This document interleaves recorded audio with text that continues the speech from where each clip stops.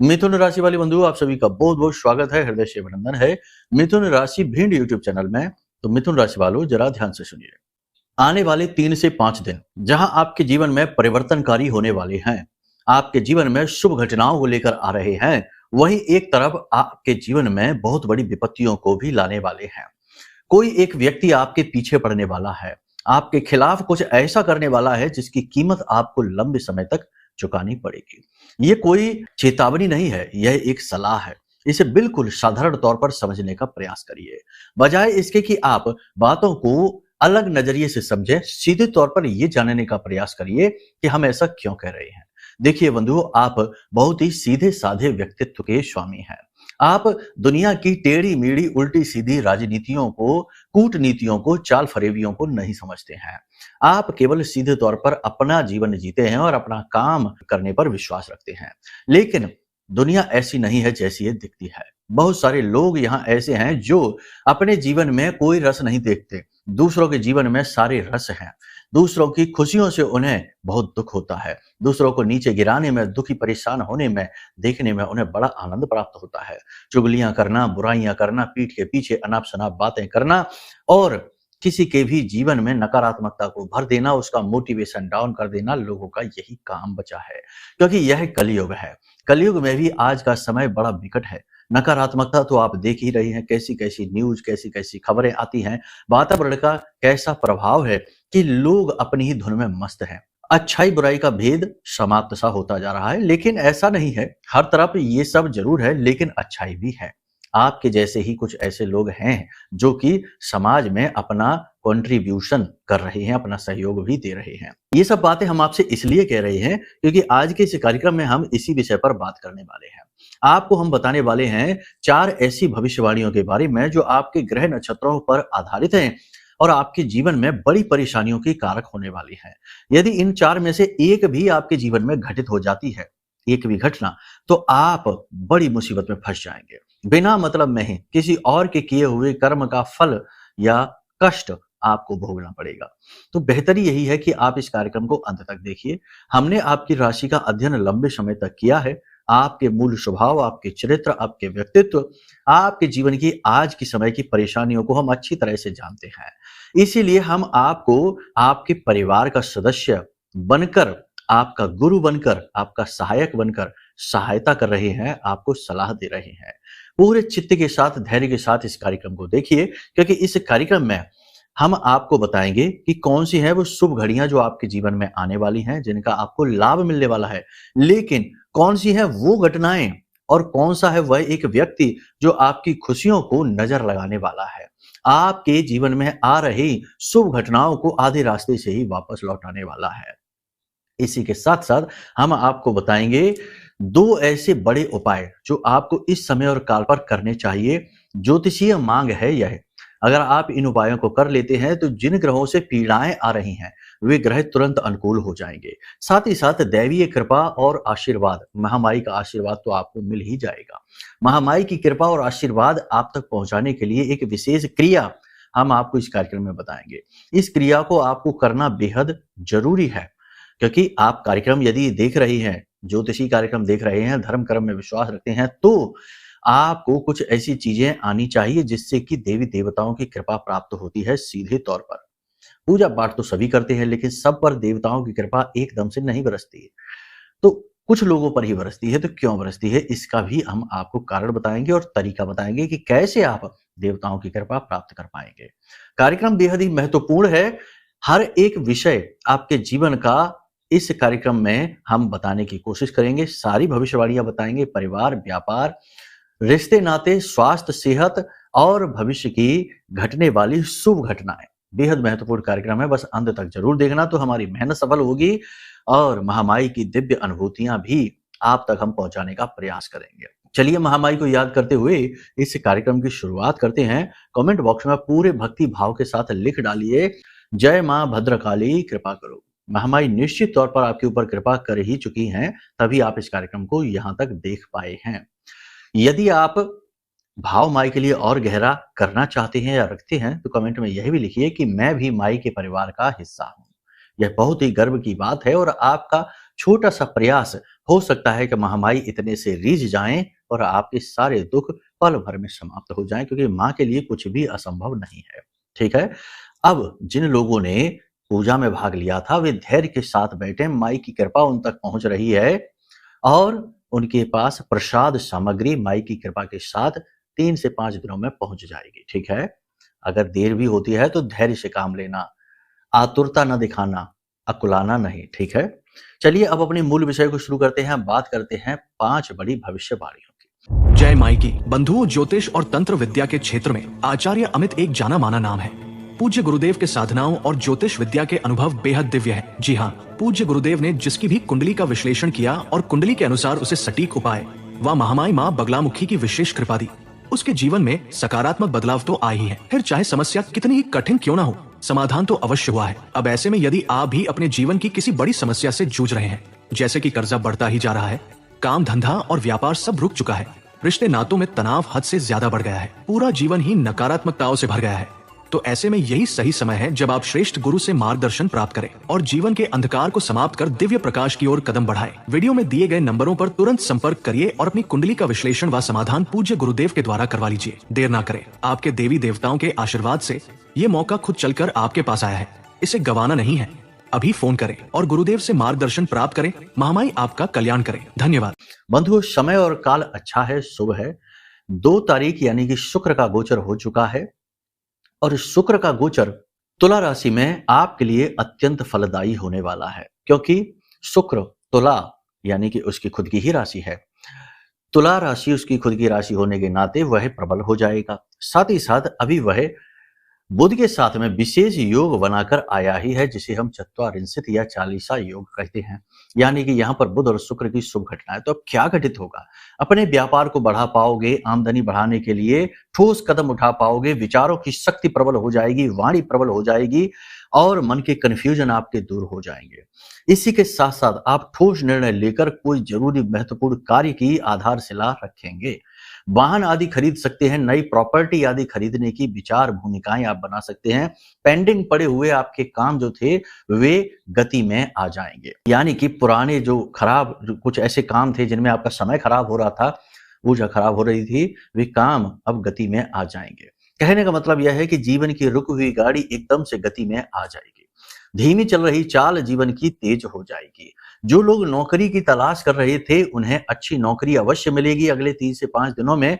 हाँ, प्रयास जरूर करते रहना, हाथ पर हाथ धरे ना बैठे रहना। हम जानते हैं कि आप प्रयास करेंगे, लेकिन हम ये आपको गुरु होने के नाते एक सलाह मात्र दे रहे हैं। ठीक है। दूसरा यहाँ पर सबसे महत्वपूर्ण बात कि अपने ऊपर नियंत्रण जरूर रखना। नियंत्रण रखना क्यों? सबसे पहली बात देखो, आप एक भावुक इंसान हैं। भावनाओं में जब आप बहते हैं तो आप बहुत कुछ ऐसा बोल जाते हैं जो कि आपको नहीं बोलना चाहिए।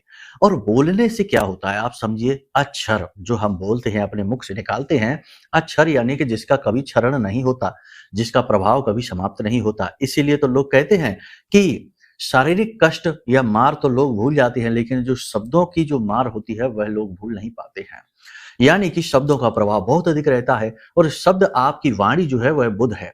आपने यदि गलत शब्दों का प्रयोग कर लिया, नियंत्रण खो दिया, तो आपने अपना बुध तो पहले ही खराब कर लिया और बुध खराब हो गया तो फिर सारे ग्रह अपने आप धीरे धीरे खराब होने शुरू हो जाते हैं, क्योंकि कंठ का यह जो भाग है यह शुक्र का भाग है।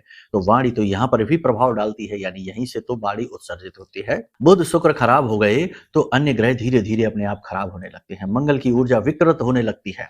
आप देखेंगे कि जो लोग बहुत जल्दी भड़क जाते हैं, बहुत जल्दी गाली गलौज करने लग जाते हैं, उल्टी सीधी भाषा का बहुत ज्यादा प्रयोग करते हैं, ऐसे लोग हमेशा कंफ्यूज, व्यथित, भ्रमित से रहते हैं, उनके मन में स्थिरता नहीं रहती है। ऐसे लोगों को समझदार व्यक्तियों की श्रेणी में तो नहीं रखा जा सकता है। ये तो आप देखते हैं, जानते हैं, समाज में ऐसे लोग होते हैं। इनसे लोग बचना चाहते हैं, इग्नोर करते हैं। धन लक्ष्मी, माता लक्ष्मी भी ऐसे लोगों को इग्नोर करती हैं, उनसे बचना चाहती हैं, उनके पास नहीं जाना चाहती हैं। तो आपको क्या करना है, इस समय और काल पर अपनी वाणी पर नियंत्रण रखना है, अपने आचरणों पर नियंत्रण रखना है। जुआ, शराब, सट्टेबाजी, गलत कार्यों से दूर रहना है। प्रतिदिन मंदिर जाना है 3 से 5 दिनों तक। ठीक है। इसी के साथ साथ सबसे महत्वपूर्ण, पिछले कार्यक्रम में हमने बताया था कि किसी विशेष प्रकार की साधना, पूजा पाठ करना प्रारंभ जरूर कर देना। ठीक है। ये आपके लिए बहुत जरूरी रहेगी। जिस भी देवी देवता में आपकी आस्था है, रूप अलग है लेकिन एक ही है। वहां ऊपर ईश्वर एक ही है, ब्रह्म एक ही है, अलग अलग रूप है। तो आप ये भ्रमित ना होइए कि अरे हम तो शंकर जी की करते हैं और हनुमान जी की पूजा करने वाले थे तो जल्दी फिर हनुमान जी प्रसन्न हो जाते हैं, शंकर जी। ये सब फालतू बातें, इन चक्करों में आप ना पड़िए। सब देवी देवता तुरंत प्रसन्न हो जाते हैं, बस आपका भाव होना चाहिए। देखो हम आपको बता दें कि जब भी आप मंदिर जाएं तो कभी ये चिंता ना करिए। देखो हम आपको बिल्कुल विपरीत बात बता रहे हैं। कभी आप ये चिंता ना करिए कि आप कौन-सा प्रसाद ले जा रहे हैं, कौन से रंग के पुष्प ले जा रहे हैं, किस प्रकार के वस्त्र पहनकर जा रहे हैं। यहाँ तक कि आपने अगर स्नान भी किया है या नहीं किया है, इसकी भी फ़िक्र ना करिए। क्योंकि आपका यह जो भौतिक शरीर है ना, ईश्वर इस शरीर को देख ही नहीं रहे हैं। आपने क्या पहन रखा है, क्या खाया है, क्या आप लेकर आए हैं, किस चीज़ के साथ आप यहाँ आए हैं, किस वाहन से आप आए हैं, कोई मतलब नहीं है। जो भी है वो आपका भाव है। ईश्वर अंतर्यामी होते हैं। आप देखिए कि जो गुफाओं में प्राचीन काल में हमारी जो कथाएँ हैं शास्त्रों में, उनमें बताया जाता है 10-10 हज़ार, 60-60 हज़ार वर्ष की जो तपस्याएँ कर रहे हैं, गुफाओं में बैठे हैं, उनके शरीर में दीमक ने बाम्बियाँ बना ली हैं, तो क्या उन्होंने स्नान किया था? क्या वो प्रतिदिन स्नान करते थे? कहाँ ये सब बातें हैं। तो वहाँ ध्यान, वहाँ पर ईश्वर का भाव मन में जो था वो महत्वपूर्ण था। तो आप भाव प्रधान बनिए, ना कि ऊपर की जो दिखावटी औपचारिकताएँ हैं उनके चक्करों में पड़िए।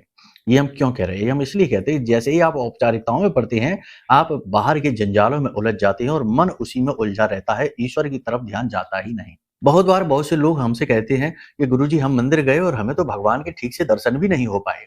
और गए बड़े भाव के साथ, बड़ी चीज़ों के साथ, ये तामझाम लेकर गए और भगवान के विग्रह के ही दर्शन नहीं हुए। दर्शन हो भी गए तो ऐसे दर्शन क्या फ़ायदा कि मन में लौ ही ना जग पाई भगवान के प्रति। आपको क्या करना है, जाइए सीधे सरल भाव के साथ हाथ जोड़कर सुखासन में भगवान के विग्रह के सामने बैठ जाइए और भगवान से अपना भाव जोड़िए, उन्हें अपने पिता मानिए। पिता के स्वरूप में अपने सामने उन्हें देखिए और अपने दिल की व्यथा, कथा उन्हें सुनाइए। और जो आपके अंदर जो भी कुछ है वह सब कुछ निकाल दीजिए भगवान के सामने। अपने इमोशन, अपनी भावनाएँ, अपना दुःख, अपना कष्ट, अपना तकलीफ, और भगवान से कहिए कि आप ही हमारा उद्धार करिए, हम आपकी शरण में हैं। और शरणागति को भगवान कभी नहीं छोड़ते, जो शरणागत है उसका हाथ पकड़ कर रखते हैं, ठीक है? ये बहुत ज़रूरी है। ये बातें देखो सुनने में अच्छी लगती हैं लोग लेकिन मान नहीं पाते, क्योंकि दुनिया की भागम-भाग में इतनी भौचक में इतना खो जाते हैं कि मूल सार को खो देते हैं, भूल जाते हैं।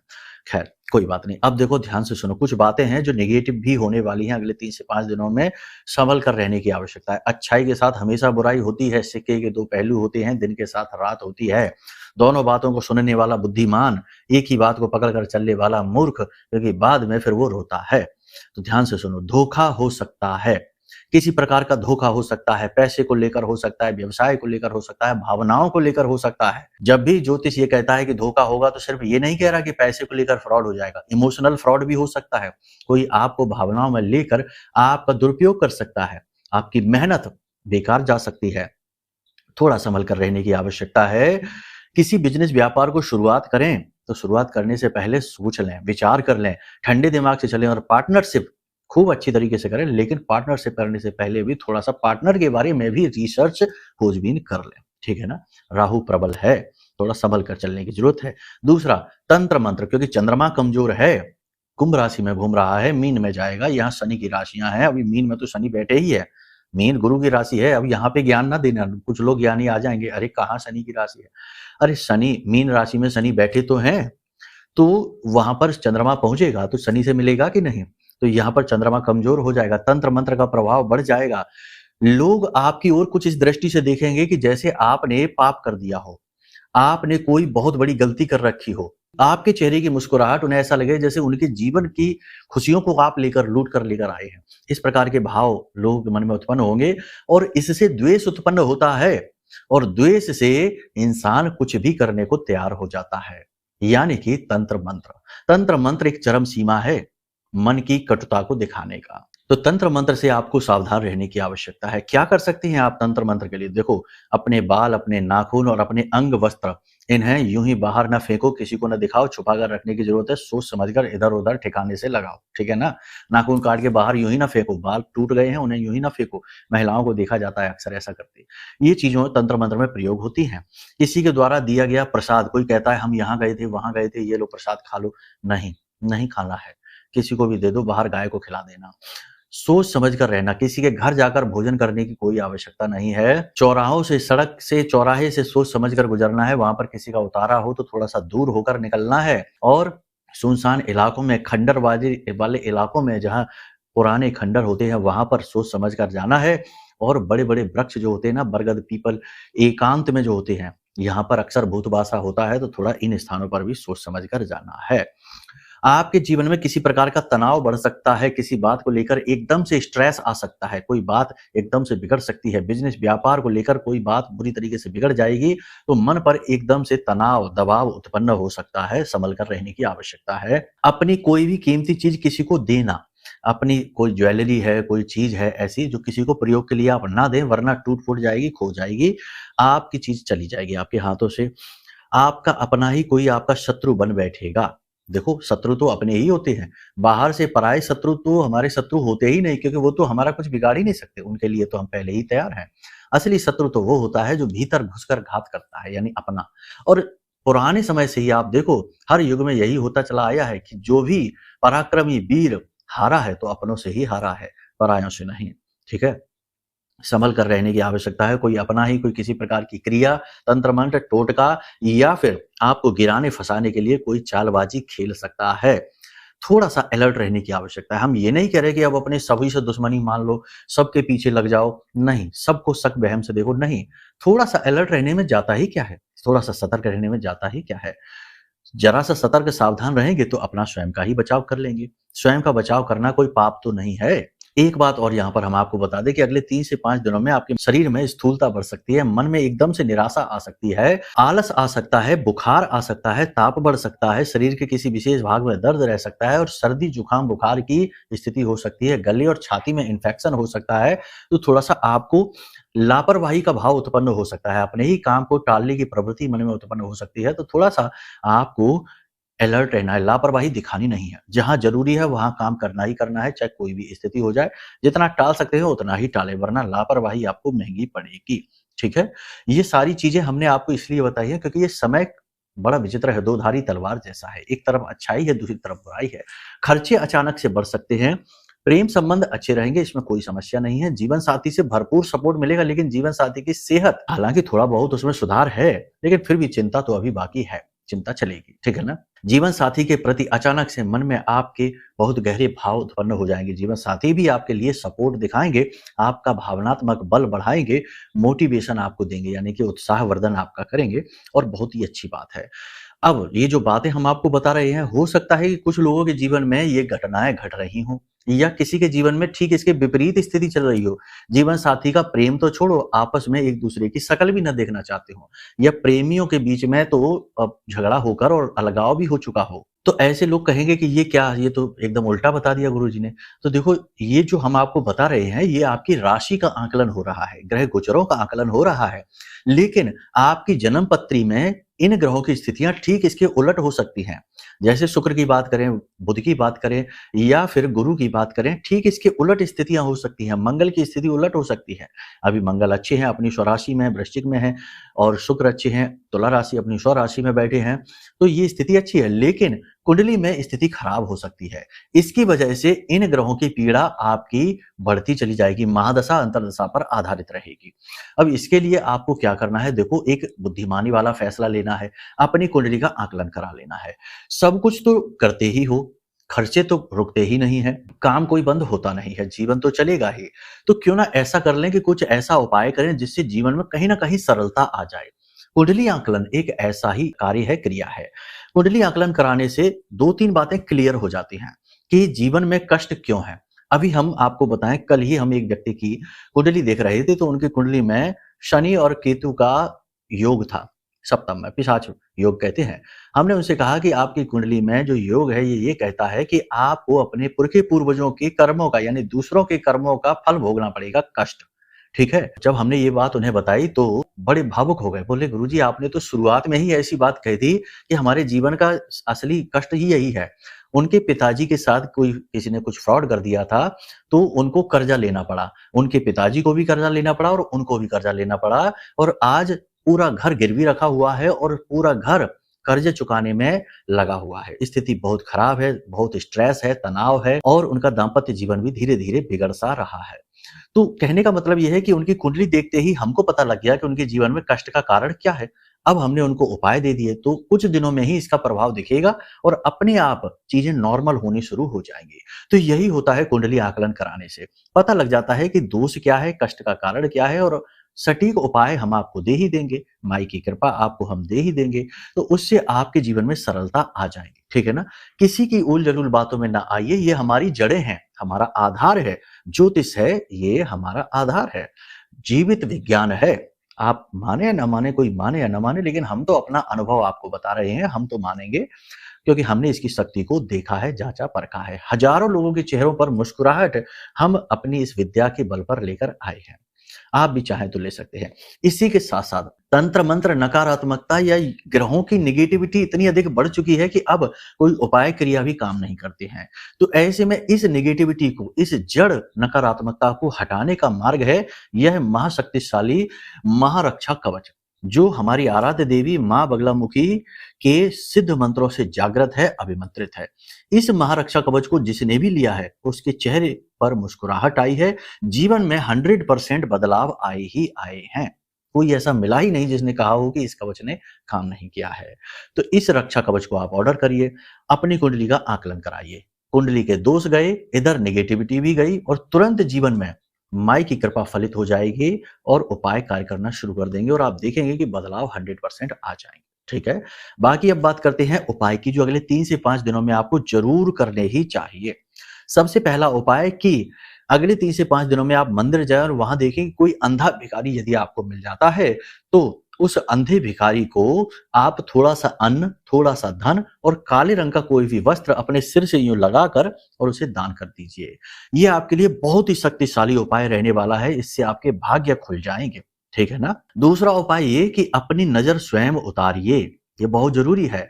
तो बाती एक लीजिए, दिए की बाती होती है, सरसों के तेल में उसे अच्छी तरीके से डुबा लीजिए और उसे 7 बार अपने सिर से और पैर, इधर सिर पर टच करना है, ठीक है ना, और पैर के नाखून से यानी अंगूठे से, पैर के अंगूठे से भी टच करना है और इसे ऐसा करके एंटी क्लॉकवाइज, उल्टा, घड़ी के उल्टी दिशा में उसारना है 7 बार और इसे ले जाकर घर के दरवाजे के बाहर जला देना है।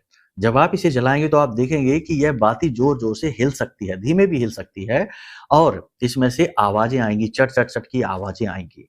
ये आवाजें आती हैं या बाती हिलती है तो ये प्रमाण रहेगा कि आपके ऊपर तंत्र मंत्र है, नेगेटिविटी है। नेगेटिविटी कई प्रकार की होती है, देखो, कुछ करा देता है कोई या फिर स्वयं भी आ जाती है, कभी कभी ग्रहों की वजह से भी आती है।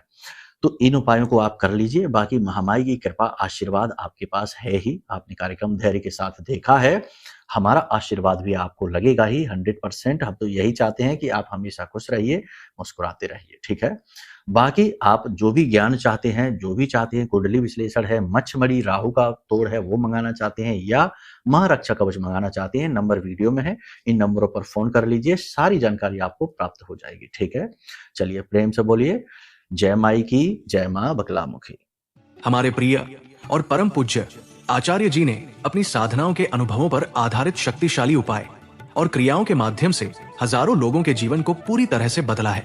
आचार्य जी के द्वारा बताया गया हर एक उपाय इतना सटीक और कारगर होता है कि जो भी इसे पूरे भाव के साथ कर लेता है उसे साक्षात महामाई की कृपा और आशीर्वाद प्राप्त हो जाती है। इसलिए निसंकोच इन उपायों को पूरे भाव के साथ करिए, आपका कल्याण होगा। जय माई की।